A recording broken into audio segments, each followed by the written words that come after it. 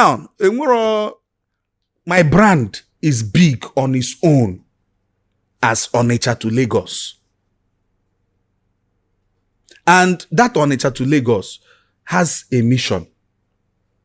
Mission ya bụ ka anyị export ihe anyị nwelu to ndị nọ Lagos. Ka a na-afụkwa n'anya na ọ bụrụ oge niile Bini, Warri, Bini. Ịnị dịrị ịmụ anyị. Maka gịnị anyị nwere ihe anwa. And I have proven it many times. The first comedian in Nigeria to ever, in fact, the first comedian in Africa to get 11 million naira on stage under 7 minutes, Ogbuefi Igotuk. The first Southeast-based comedian to win stand-up comedian of the year in Nigeria, Ogbuefi Igotuk. The first comedian from Southeast to host a show in Lagos, a hotel, twice and sold out, Ogbuefi Igotuk. So my brand is big.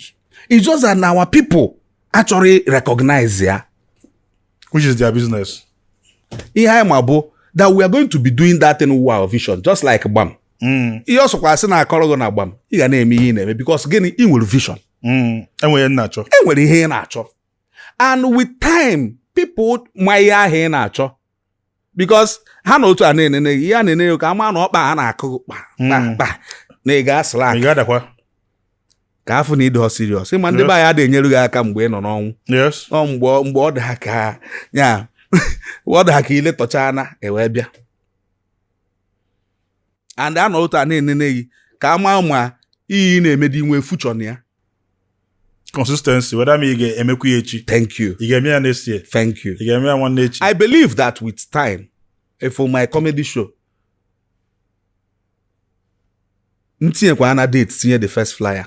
Company will call me. Ogbuefi, what will your show cost you? And pay me. I believe, yes, I believe. AY anemenia now. Basket mouth for anemia. Bovi for anemia. So this is the working time. This is the building time. Mbidi fe na afiaro. Oh, with time.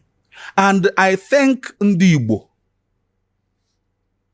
And making this Ndi Igbo, especially. The kind of love Ndi Igbo show go.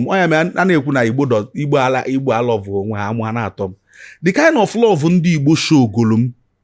Afu be monye show golie. Na the history of Nigeria entertainment. In fact, the history of Igbo entertainment. Ego ni na ha tolum na AY life. Onende tolum ya Ndi Igbo.